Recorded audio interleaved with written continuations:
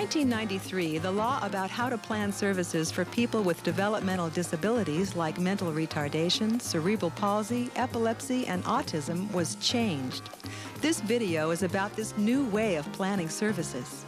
The video was developed from a conference held in Stockton, California. The conference was sponsored by West Side Regional Center and the California Department of Developmental Services. This new way of planning is called person-centered planning. A person-centered approach is very different from previous methods of planning. In the past, planning a person's services focused on their deficits, the things they could not do. Planning was for the person, with little regard for their capabilities, the things they enjoyed and could do. In the new person-centered planning approach, everyone works as a team. Planning focuses on working with the consumer to develop their service plan. Person-centered planning looks at the strengths, capabilities, preferences, lifestyle, and cultural background of the person with developmental disabilities and respects the choices made by them and their family. The presenter in this video is Becky D'Onofrio. Becky is a leader in California in person-centered planning with people who have developmental disabilities. She works for Choices, a supported living agency in Southern California. If you're not doing person-centered planning now, you will do person-centered planning if you have a James in your life. If there's one person in your life who's touched you enough to make you want to do something different, to help them to make their life make more sense. And they are much more like us than they are not like us. So we can't stand back and say, well, it's okay for them. There is no them anymore. It's really us. And when I help James's life to make more sense for him, it makes my life make more sense. Why else did we all start working in this field? Why else did we start doing what we do, except that we wanted the quality of life of people with disabilities to be better, and in so doing, I think the quality of our life becomes better. We opened this group home, and James and Jesus moved in with us. And that's when it started to happen for us, that there were IPP meetings, ITPP, ISPs, IEP, I-blank-P meetings, that we were walking out of feeling unfulfilled. We weren't feeling good about the meetings. We felt like we should have been listening to the people who'd been the focus of those meetings for years and had told us years ago that those meetings weren't very much fun. And we were kind of slow learners, and so we hadn't quite figured it out why that was so. But James and Jesus kept kind of telling us, and the other people that we were working with in this day activity program kept telling us that things just weren't right. I think that if there's anything that's common amongst all of us in this room, it's that our lives have been touched at some point by people with disabilities. My life was significantly touched by these two gentlemen and some other people who moved in with us. We had 4 people living with us in the course of the last 10 years. And it's because of what they've done to my life that person-centered services is important to me, and person-centered planning is important to me, and supported living is important to me. It's not because I had this revelation that it was the best thing to do. It's because people were telling me my life needs to be different, and could you help me to do that? Stop telling me what it is that you think I should be doing. I mean, we were great group home providers. They lived in the best group home. I'm a little biased.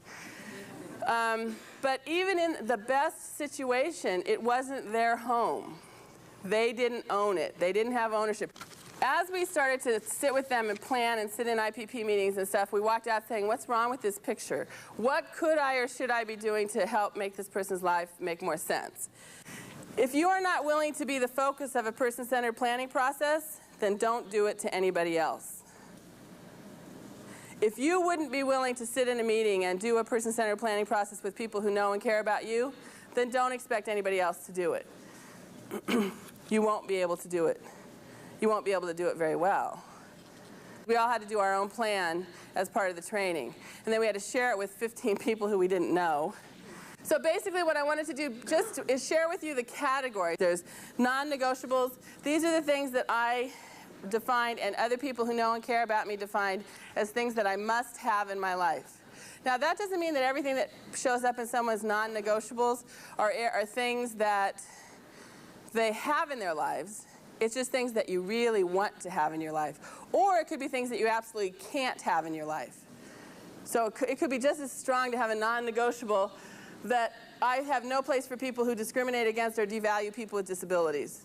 It's just as important to me to have the absence of that in my life as it is to have people in my life who value people with disabilities and don't discriminate against them. My basic agenda is why do person-centered planning? Why is it important? Why do I believe in it personally? What are the philosophies and values of person-centered planning, and then some techniques for person-centered planning. We'll talk about maps and paths and essential lifestyle planning, personal futures planning, all the things that you can put in your toolbox to use as you start to do person-centered planning. This is James. James lived with his mom until he was 20 years old when she died.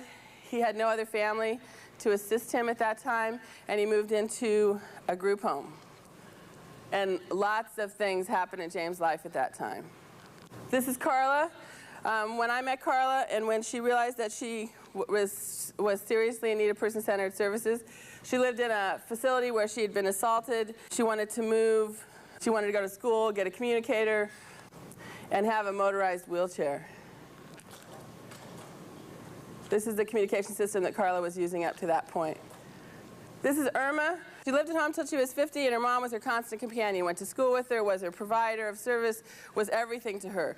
But no preparation had been made for what would happen when Mom was no longer with us.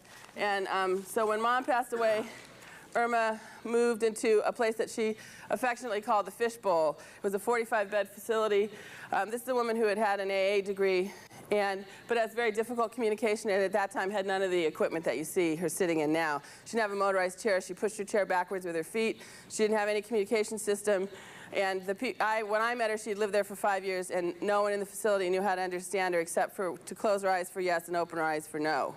So she couldn't start a conversation. She actually at one point had her speech pathologist put a sign on her chair that said, "I understand everything that you're saying, so please don't talk about me when you stand next to me." Her and a friend of hers decided they wanted to bungee jump. And so this is Irma on that side and Dennis on this side, and some friends of theirs. Actually, that's my husband with the sunglasses on. They had just had a full day of skiing at the handicapped ski school. I don't know why it's a handicapped ski school. I'd never noticed anything handicapped about it. They had just skied, and now in the same place where they have skiing, they have bungee jumping. So Dennis and Irma decided that they hadn't had enough thrill in their life that day, so they wanted to bungee jump.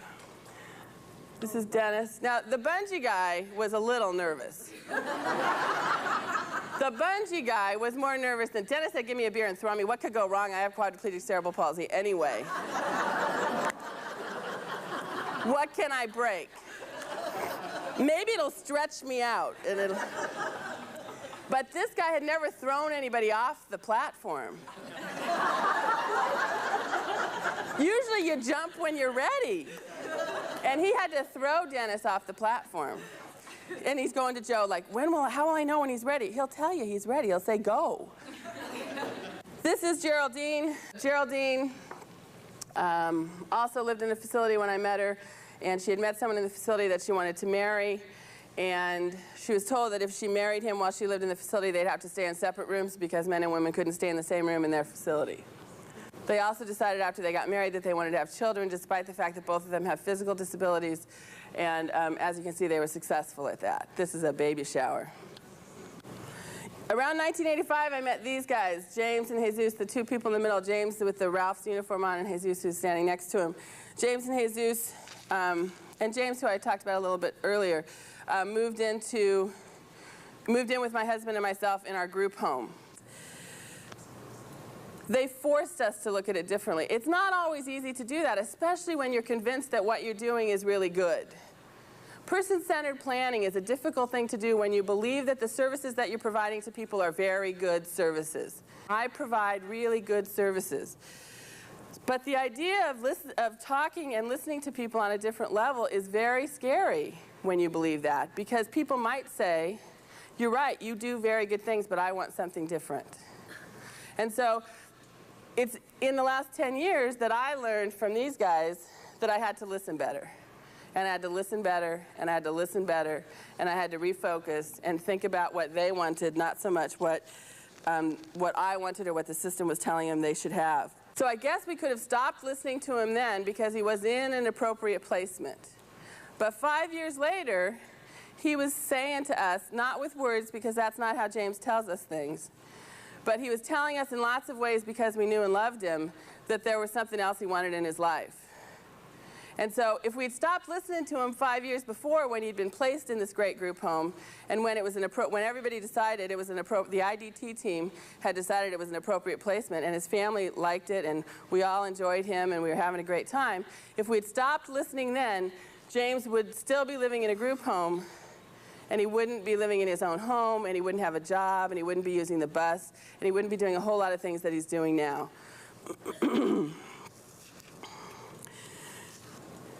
If you're not doing person-centered planning now, you will do person-centered planning if you have a James in your life.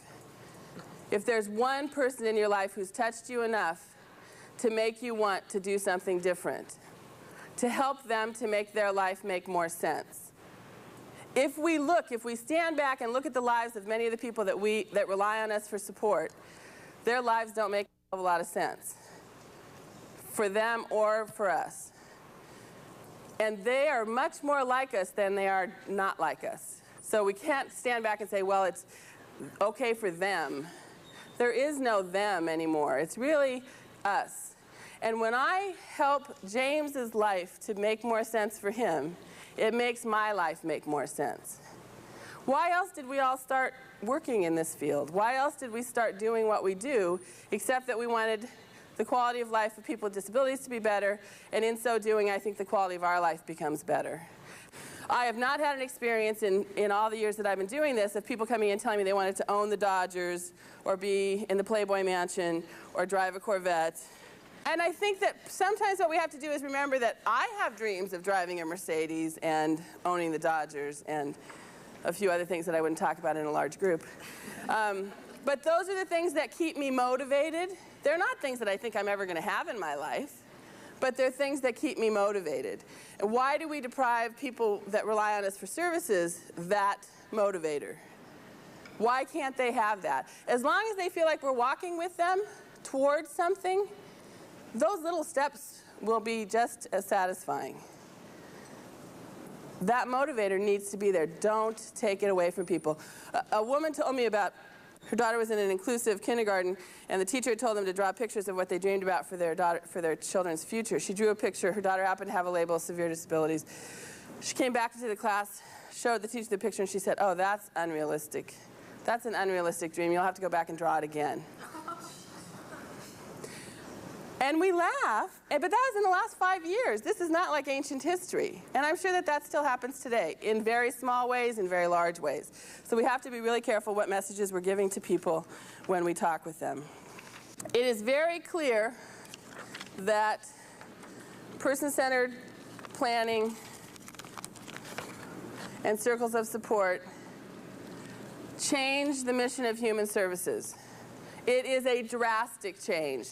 For those of us who believe it's just a tiny little step, it's just one more thing on the continuum, it is not. It is a drastic change. It's a change from what we used to do and what we got really good at, which is treating people, protecting people, and controlling people. We got pretty good at that over the years that we've been providing services to people with disabilities. We need to focus now on assisting people to find and keep their place in community. We need to increase our commitment to better lives for the people that we assist. We need to learn to become better collaborators with the people we assist. We don't have to be the all-knowing, omnipotent professionals. People are going to do risky things. People are going to make decisions that I wouldn't make for them. And it seems like for many of the people, they've had little experience making choices, and so when given choices, they say pretty much the things they're already doing. That's why it's important to remember that person-centered planning is not about a meeting. It's not about an interview. It's not about a sitting down and asking people the 23 questions that are on the Personal Futures Planning interview.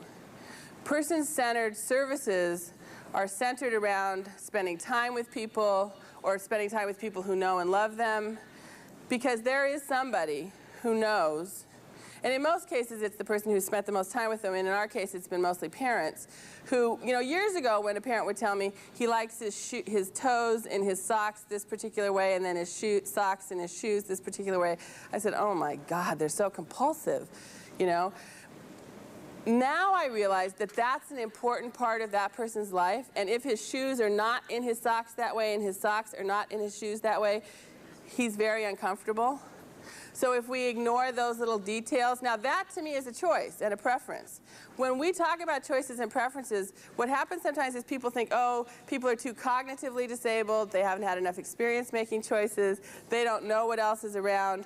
That's why this is an evolving process.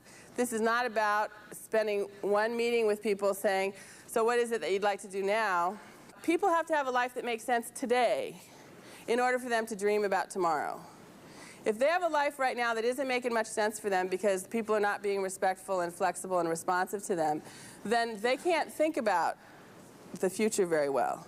So what we have to do is be sure that people are being responsive to them now in their immediate need for selection of activities, things that they eat. When I met with Irma, one of the big things that Irma said to me was, I want to have fresh vegetables. I want to have shrimp once in a while. I want to stop wearing diapers. I want somebody to put me on the toilet when I ask to be put on the toilet.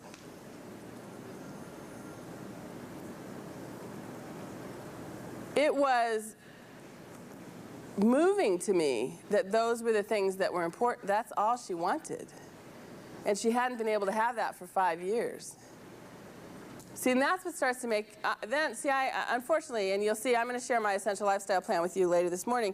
You'll see that in my plan it says that I'm not very patient anymore. I'm tired of waiting for things to happen in people's lives. Irma waited 5 years. As soon as she moved into her own apartment, she was home. There was no adjusting, there was no getting used to it. That's where she lived. She lived at home till she was 50. So for 5 years, we ignored her need for having preferences and making choices. The overhead is about what's a person-centered plan. I think it's important to remember that, of course, we all know it's based on the person's preferences and needs. It's bigger than any service agency can provide. It is not an IPP. The things that come out of a person-centered planning process are not all going to be purchasable services. It's a whole life plan. Some of it are things that the regional center may purchase for people. Some of it are just things that are going to happen in people's lives. Doing a person-centered plan is not doing an IPP.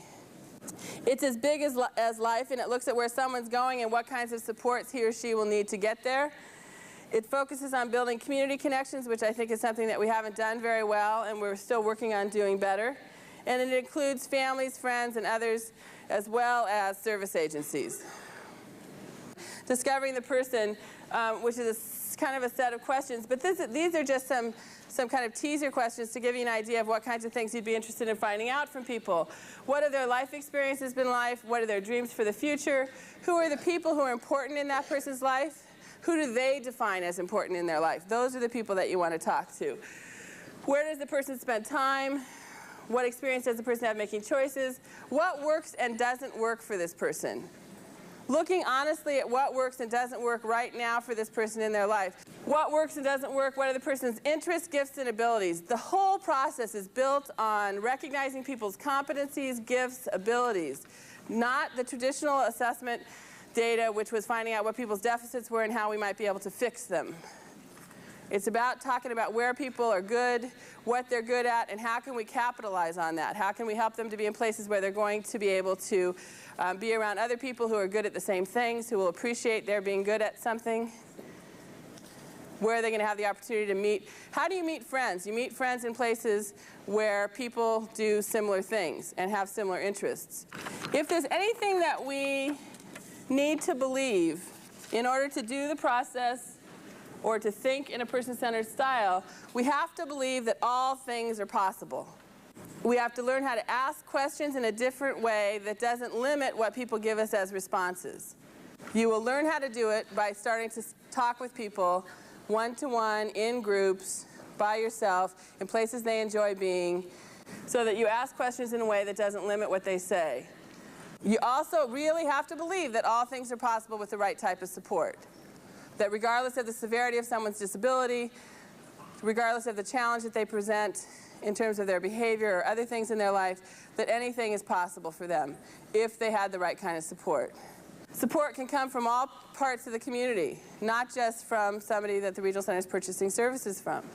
Presenting a fixed menu of services, this is what we provide, choose some, will get you a fixed response.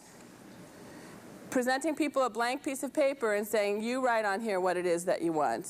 You tell us what you want. We'll get to know you and fill out the paper with you. Works much more effectively. Successful person-centered plans are plans that focus on strengths and opportunity. People have strengths and we need to find opportunity for them to exercise their strengths.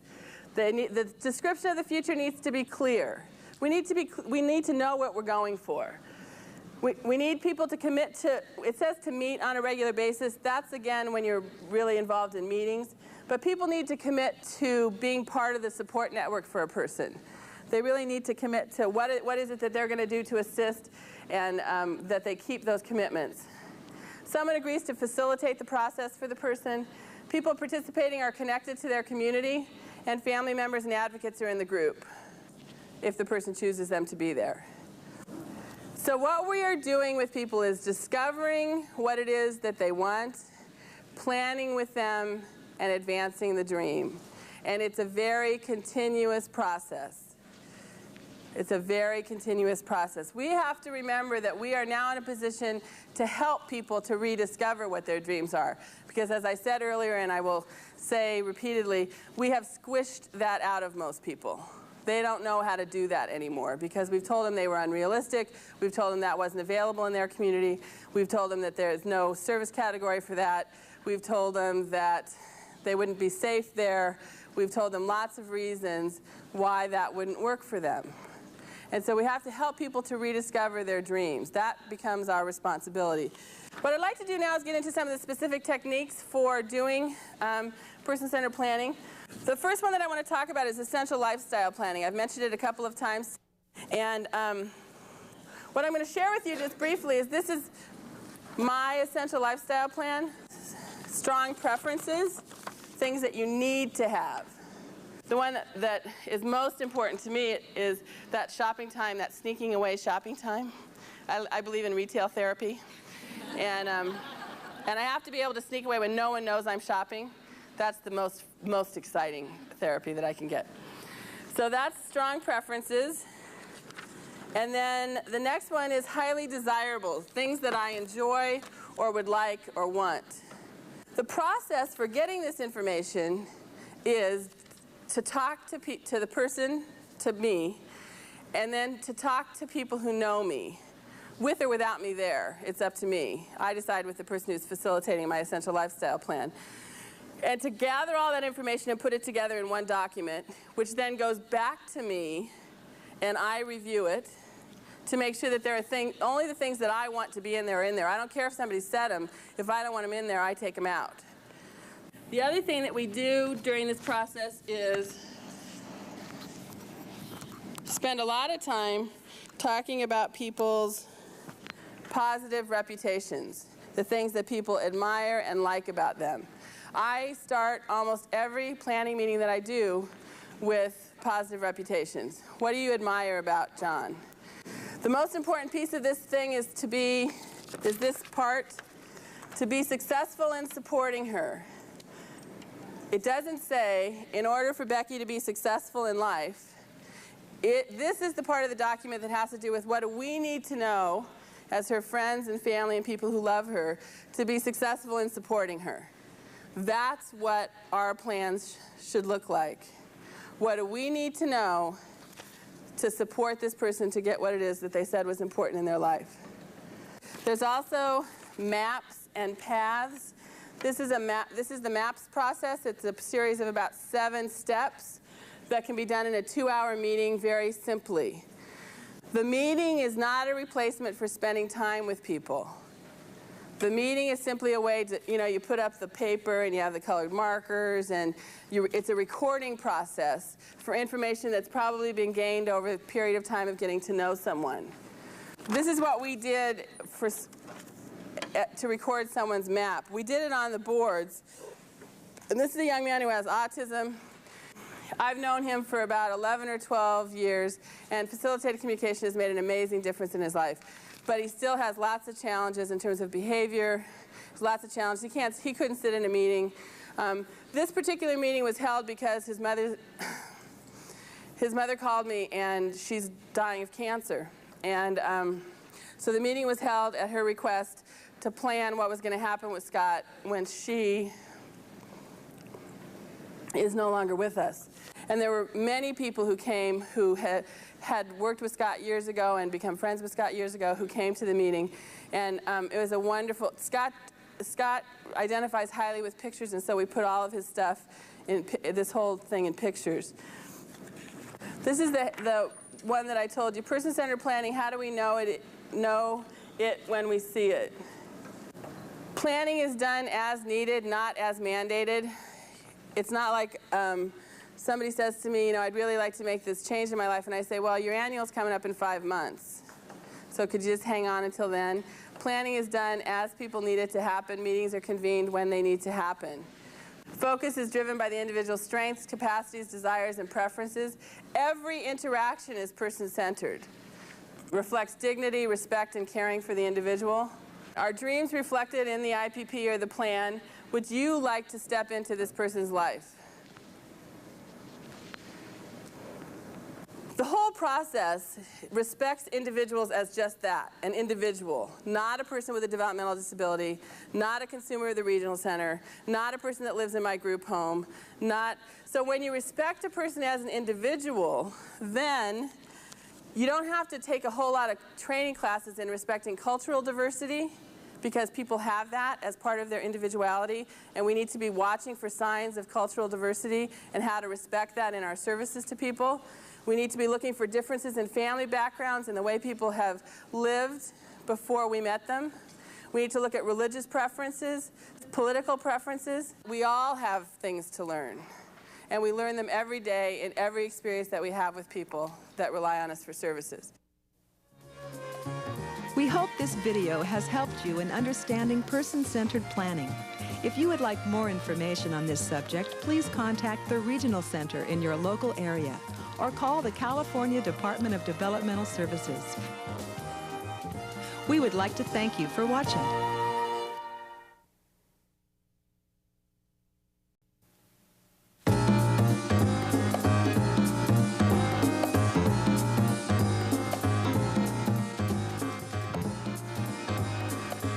In 1993, the law about how to plan services for people with developmental disabilities like mental retardation, cerebral palsy, epilepsy, and autism was changed.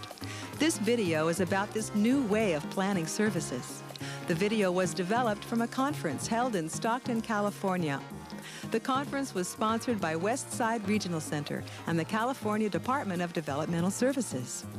This new way of planning is called person-centered planning. A person-centered approach is very different from previous methods of planning. In the past, planning a person's services focused on their deficits, the things they could not do. Planning was for the person, with little regard for their capabilities, the things they enjoyed and could do. Telling me my life needs to be different, and could you help me to do that? Stop telling me what it is that you think I should be doing. I mean, we were great group home providers. They lived in the best group home. I'm a little biased. But even in the best situation, it wasn't their home. They didn't own it. They didn't have ownership. As we started to sit with them and plan and sit in IPP meetings and stuff, we walked out saying, what's wrong with this picture? What could I or should I be doing to help make this person's life make more sense? If you are not willing to be the focus of a person-centered planning process, then don't do it to anybody else. If you wouldn't be willing to sit in a meeting and do a person-centered planning process with people who know and care about you, then don't expect anybody else to do it. You won't be able to do it. You won't be able to do it very well. We all had to do our... We have been listening to the people who'd been the focus of those meetings for years and had told us years ago that those meetings weren't very much fun. And we were kind of slow learners, and so we hadn't quite figured it out why that was so. But James and Jesus kept kind of telling us, and the other people that we were working with in this day activity program kept telling us that things just weren't right. I think that if there's anything that's common amongst all of us in this room, it's that our lives have been touched at some point by people with disabilities. My life was significantly touched by these two gentlemen and some other people who moved in with us. We had 4 people living with us in the course of the last 10 years. And it's because of what they've done to my life that person-centered services is important to me, and person-centered planning is important to me, and supported living is important to me. It's not because I had this revelation that it was the best thing to do. It's because people were... In the new person-centered planning approach, everyone works as a team. Planning focuses on working with the consumer to develop their service plan. Person-centered planning looks at the strengths, capabilities, preferences, lifestyle, and cultural background of the person with developmental disabilities and respects the choices made by them and their family. The presenter in this video is Becky D'Onofrio.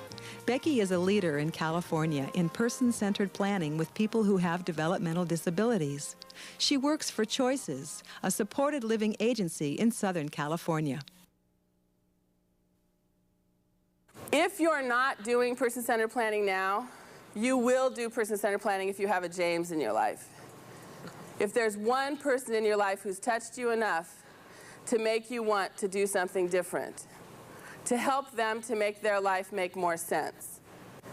And they are much more like us than they are not like us. So we can't stand back and say, well, it's okay for them. There is no them anymore. It's really us. And when I help James's life to make more sense for him, it makes my life make more sense. Why else did we all start working in this field? Why else did we start doing what we do, except that we wanted the quality of life of people with disabilities to be better, and in so doing, I think the quality of our life becomes better. We opened this group home, and James and Jesus moved in with us. And that's when it started to happen for us, that there were IPP meetings, ITPP, ISPs, IEP, I-blank-P meetings, that we were walking out of feeling unfulfilled. We weren't feeling good about the meetings. We felt like we should